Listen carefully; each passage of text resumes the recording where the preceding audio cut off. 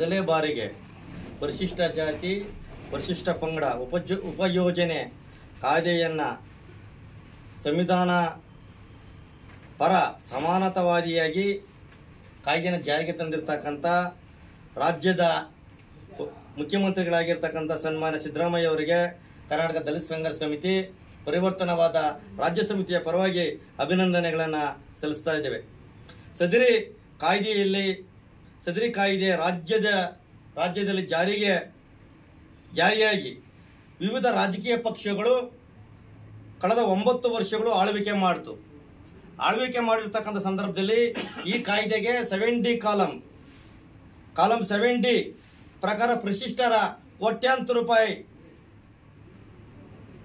ಕೋಟ್ಯಾಂತರ ಅನುದಾನವನ್ನು ಹೆದ್ದಾರಿ ಇತ್ಯಾದಿ ಅನ್ಯ ಉದ್ದೇಶಗಳಿಗೆ ಬಳಕೆಯನ್ನು ಮಾಡಿಕೊಂಡ್ರು. ಸುಮಾರು 70,000 ಕೋಟಿ ಹಣವನ್ನು ಅನ್ಯ ಉದ್ದೇಶಗಳಿಗೆ ಬಳಕೆ ಮಾಡಿಕೊಂಡ್ರು. ಕಾರಣ ಏನಪ್ಪ ಅಂತ ಹೇಳಿದ್ರೆ 7D ಕಾಲಂ ರದ್ದಾಗಿರಲಿಲ್ಲ.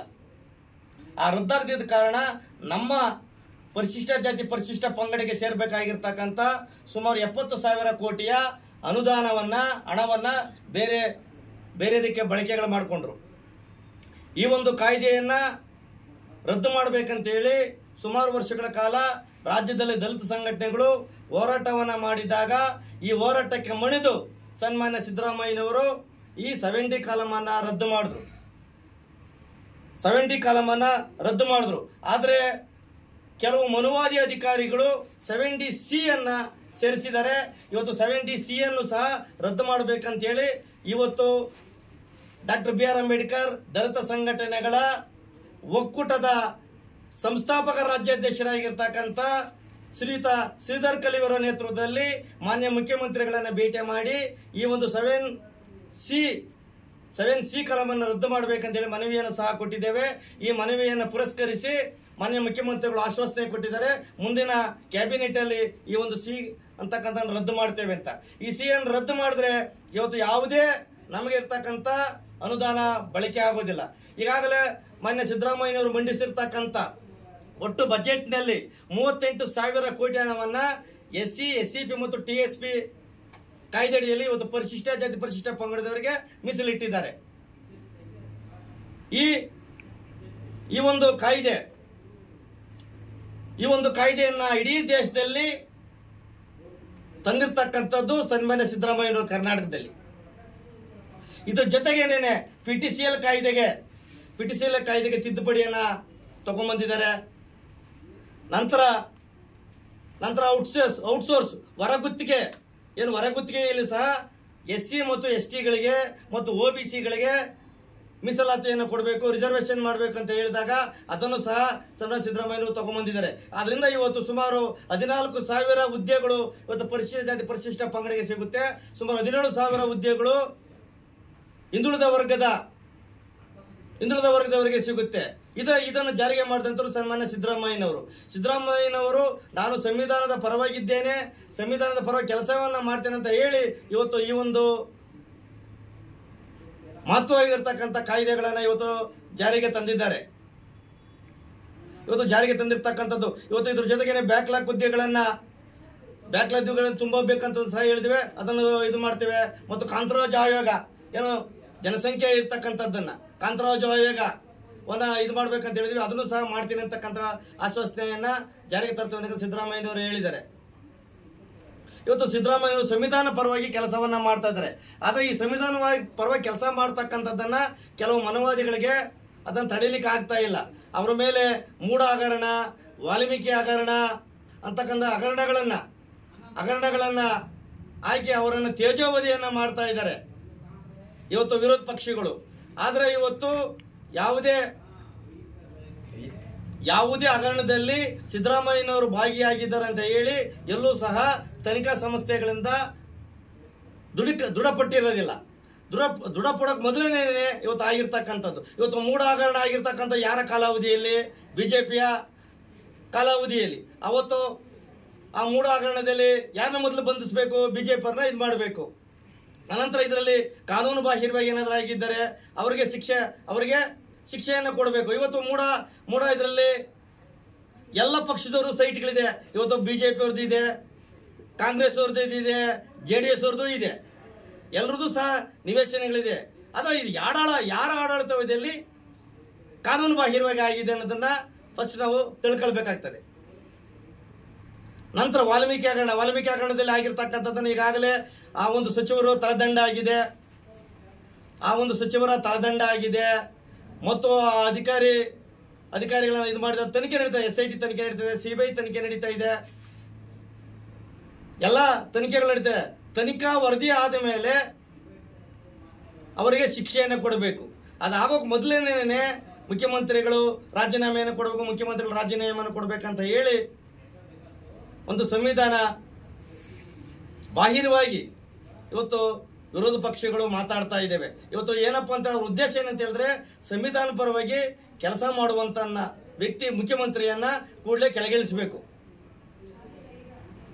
ಕಾರಣ ಇಷ್ಟೇ, ಅವ್ರಿಗೆ ಇವತ್ತು ಪರಿಶಿಷ್ಟ ಜಾತಿ ಪರಿಶಿಷ್ಟ ಪಂಗಡ 38,000 ಕೋಟಿ ಬಜೆಟ್ ಅಲ್ಲಿ ಮೀಸಲಿಟ್ಟಿದ್ದಾರೆ. ಇದು ಕೆಲವು ಮನುವಾದಿಗಳಿಗೆ ತಡ್ಕೊಳಕ್ ಆಗ್ತಾ ಇಲ್ಲ. ಅದರಲ್ಲಿ ಕೆಲವರು ವಿರೋಧವನ್ನು ಮಾಡಿಲ್ಲ. ಇದು SC SCP TSP ಹಣ ಇವತ್ತು ಅನ್ಯ ಉದ್ದೇಶಗಳಿಗೆ ಬಳಕೆಯನ್ನ ಮಾಡ್ತಾ ಇದ್ದಾರೆ, ಇವತ್ತು ಗ್ಯಾರಂಟಿಗಳಿಗೆ ಬಳಕೆ ಮಾಡ್ತಾ ಇದ್ದಾರೆ. ಅದು ತನಿಖೆ ಆಗಲಿ, ಅದರಲ್ಲಿ ನಮ್ಮದೇ ತನಿಖೆ ಆಗಲಿ, ಅದನ್ನು ಬಳಕೆ ಮಾಡಬಾರ್ದು.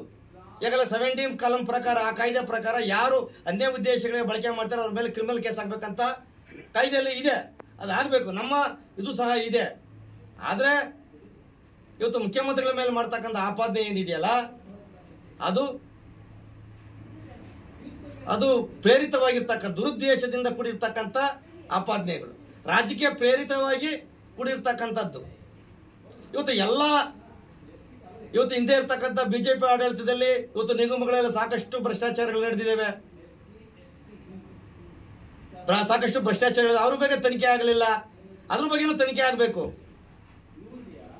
ಇವತ್ತು SCP ಮತ್ತು SC SCP ಮತ್ತು TSP ಕಾಯ್ದೆಯನ್ನ ಕೇಂದ್ರದಲ್ಲಿ ಜಾರಿ ಮಾಡಲಿಕ್ಕೆ ಇವತ್ತು ಈ ರಾಜ್ಯದ ವಿರೋಧ ಪಕ್ಷಗಳು ಒತ್ತಾಯವನ್ನ ಮಾಡಲಿ. ಇವತ್ತು ಅಲ್ಲಿ ಒಟ್ಟು ಭಾರತ ಸರ್ಕಾರದ ಬಜೆಟ್ 48 ಲಕ್ಷ ಕೋಟಿ. 48 ಲಕ್ಷ ಕೋಟಿಯಲ್ಲಿ ಒಂದು ವೇಳೆ SC SCP TSP ಕಾಯ್ದೆಯನ್ನು ಜಾರಿ ಮಾಡಿದ್ರೆ ಇವತ್ತು ಸರಿಸುಮಾರು 6 ಲಕ್ಷ ಕೋಟಿ ಹಣ ಇವತ್ತು ಈ ಕಾಯ್ದೆಯ ಪ್ರಕಾರ ಇವತ್ತು ಪರಿಶಿಷ್ಟ ಜಾತಿ ಪರಿಶಿಷ್ಟ ಪಂಗಡದವರಿಗೆ ಸಿಗ್ತಾ ಇತ್ತು.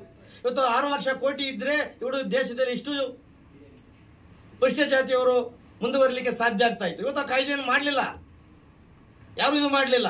ಇವತ್ತು ಹಿಂದೆ ಲೋಕಸಭಾ ಚುನಾವಣೆಯ ಸಂದರ್ಭದಲ್ಲಿ ಕಾಂಗ್ರೆಸ್ ಪ್ರಣಾಳಿಕೆಯಲ್ಲಿ ಇದು SC SCP ಮತ್ತು TSP ಕಾಯ್ದೆಯನ್ನು ಜಾರಿಗೆ ತರ್ತೇವೆ, ಸಂವಿಧಾನವನ್ನು ಅನುಷ್ಠಾನ ಮಾಡ್ತೇವೆ, ಸಂವಿಧಾನವನ್ನು ರಕ್ಷಣೆ ಮಾಡ್ತೇವೆ ಅಂತ ಹೇಳಿ ಅವರ ಚುನಾವಣೆ ಪ್ರಣಾಳಿಕೆಯಲ್ಲಿ ಇತ್ತು. ಅದು ಕಾಂಗ್ರೆಸ್ ಅಧಿಕಾರಕ್ಕೆ ಬಂದಿಲ್ಲ. ಕನಿಷ್ಠ ಪಕ್ಷ ಸನ್ಮಾನ್ಯ ರಾಹುಲ್ ಗಾಂಧಿ ಅವರು ವಿರೋಧ ಪಕ್ಷದ ನಾಯಕರಾಗಿದ್ದಾರೆ. ಇವತ್ತು ಸಂಸತ್ ಅಧಿವೇಶನ ನಡೀತಾ ಇದೆ. ಈ ಅಧಿವೇಶನದಲ್ಲಿ ತಾವು ಪಕ್ಷದ ಪ್ರಣಾಳಿಕೆಯಲ್ಲಿ ಇರುವಂತೆ ಅದನ್ನ ಅಧಿವೇಶನದಲ್ಲಿ ಮಾತಾಡಬೇಕು. SC SCP ಕಾಯ್ದೆ TSP ಕಾಯ್ದೆ ಜಾರಿಗೆ ತರಬೇಕಂತೇಳಿ ಅಧಿವೇಶನದಲ್ಲಿ ಮಾತಾಡಬೇಕಂತ ಹೇಳಿ ನಾನು ಇವತ್ತು ಕರ್ನಾಟಕ ದಲಿತ ಸಂಘರ್ಷ ಸಮಿತಿ ಪರಿವರ್ತನವಾದ ರಾಜ್ಯ ಸಮಿತಿಯಿಂದ ಇವತ್ತು ಸನ್ಮಾನ್ಯ ರಾಹುಲ್ ಗಾಂಧಿ ಅವರ ಒತ್ತಾಯವನ್ನು ಮಾಡ್ತೇನೆ.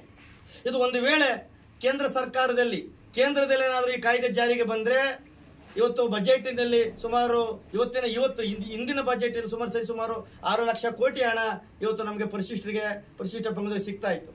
ಅದು ಆಗಲಿಲ್ಲ, ಅದಾಗಬೇಕು. ಇವತ್ತು ಕೇಂದ್ರವನ್ನು ಒತ್ತಾಯ ನಾವು ಮಾಡಬೇಕಾಗ್ತದೆ. ಇವತ್ತು ನಮ್ಮ ರಾಜ್ಯದಲ್ಲಿ ಇರ್ತಕ್ಕಂಥ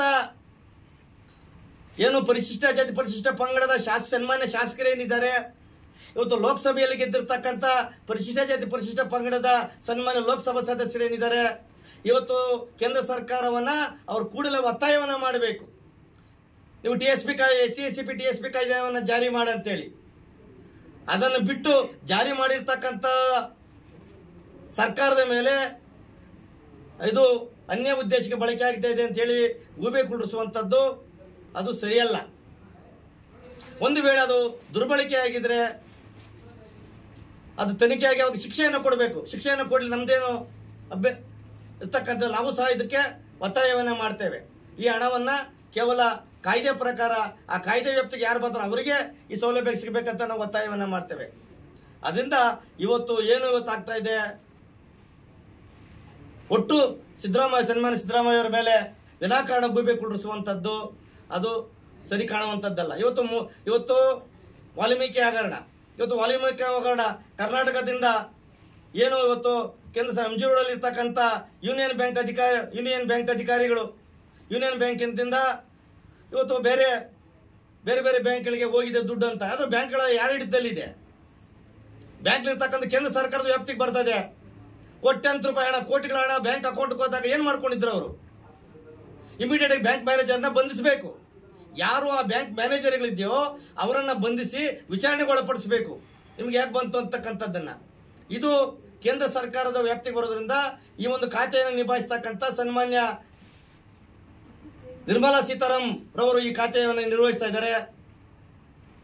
ಈ ಕೂಡ ನಿರ್ಮಲಾ ಸೀತಾರಾಮನ್ ರವರು ಈ ಕೂಡ ಬ್ಯಾಂಕ್ ಮ್ಯಾನೇಜರ್ಗಳನ್ನು ಬಂಧಿಸಲಿಕ್ಕೆ ಆದೇಶ ಮಾಡಲಿ, ಇದಾಗ್ತದೆ. ಇದರ ಮೊದಲ ಭಾಗಿಯಾಗಿರ್ತಕ್ಕಂಥದ್ದು ಹೊಣೆಗಾರರು ಇವರು ನಿರ್ಮಲಾ ಸೀತಾರಾಮನ್ ಅವರು ರಾಜೀನಾಮೆಯನ್ನು ಕೊಡಬೇಕು. ಮೊದಲಿಗೆ ಅವರು ರಾಜೀನಾಮೆಯನ್ನು ಕೊಡಬೇಕು ಅಂತಕ್ಕಂಥದ್ದು ಈ ಸಂದರ್ಭದಲ್ಲಿ ನಾನು ಒತ್ತಾಯವನ್ನು ಮಾಡ್ತಾ ಇದ್ದೇನೆ. ನಮ್ಮ ಏನು ಇವತ್ತು ಪರಿಶಿಷ್ಟ ಜಾತಿ ಮತ್ತು ಪರಿಶಿಷ್ಟ ಪಂಗಡದ ಮೇಲೆ ಏನು ಅಭಿವೃದ್ಧಿಗೆ ಮಾಡಿದ ಆ ಒಂದು ಇದನ್ನ ಸರಿಯಾಗಿ ನಾವು ಬಳಕೆಯನ್ನ ಮಾಡಿಕೊಳ್ಬೇಕಾಗ್ತದೆ, ಬಳಕೆಯನ್ನು ಮಾಡ್ಕೊಳ್ಬೇಕಾಗ್ತದೆ. ಇವತ್ತು ಜಾಥಾ ಪ್ರಾರಂಭ ಮಾಡಿದರೆ, ಕಾಲ್ನಡಿಗೆ ಜಾಥಾ ಇವತ್ತು ಏನು ವಿರೋಧ ಪಕ್ಷಗಳು ಏನು ಮಾಡ್ತಾ ಇದ್ದಾರೆ ನಮ್ಮ ಬೆಂಗಳೂರಿಂದ ಮೈಸೂರಿನವರೆಗೂ, ಅದರಲ್ಲಿ ಯಾವುದೇ ರೀತಿ ಇರ್ತಕ್ಕಂಥ ಉರುಳಿಲ್ಲ. ಒಂದು ರಾಜಕೀಯ ಪ್ರೇರಿತವಾಗಿರ್ತಕ್ಕಂಥದ್ದು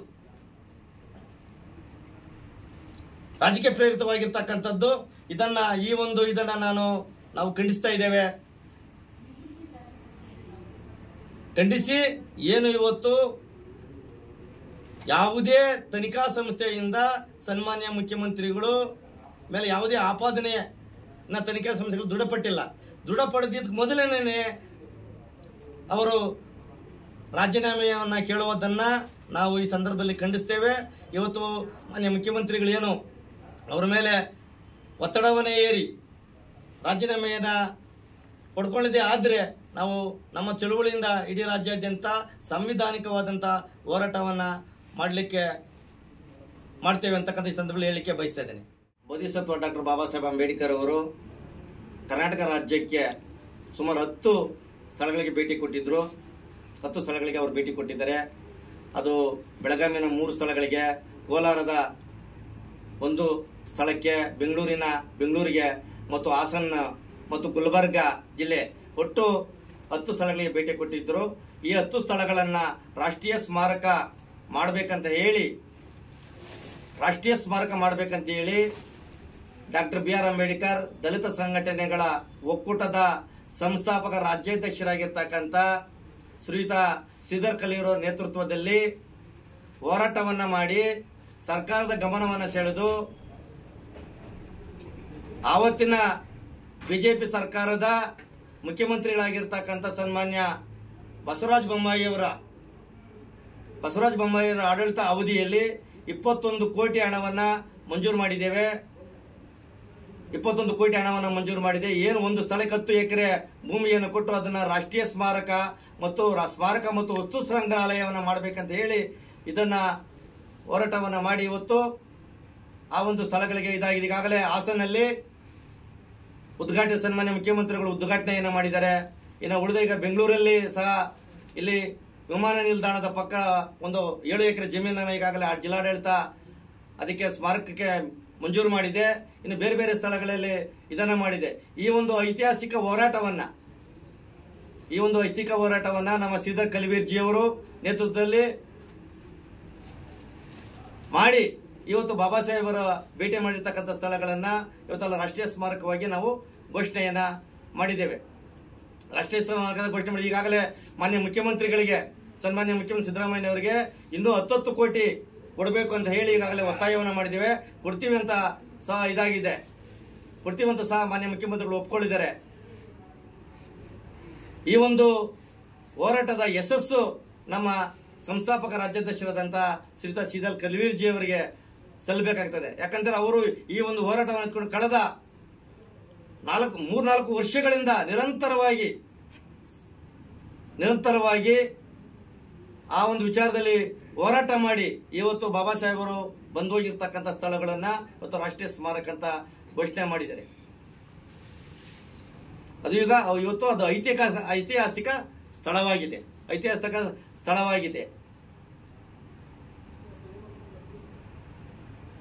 ಎಂ ಗೋವಿಂದರಾಜ್, ರಾಜ್ಯ ಪ್ರಧಾನ ಸಂಚಾಲಕರು, ಕರ್ನಾಟಕ ದಲಿತ ಸಂಘರ್ಷ ಸಮಿತಿ, ಪರಿವರ್ತನವಾದ ರಾಜ್ಯ ಸಮಿತಿ.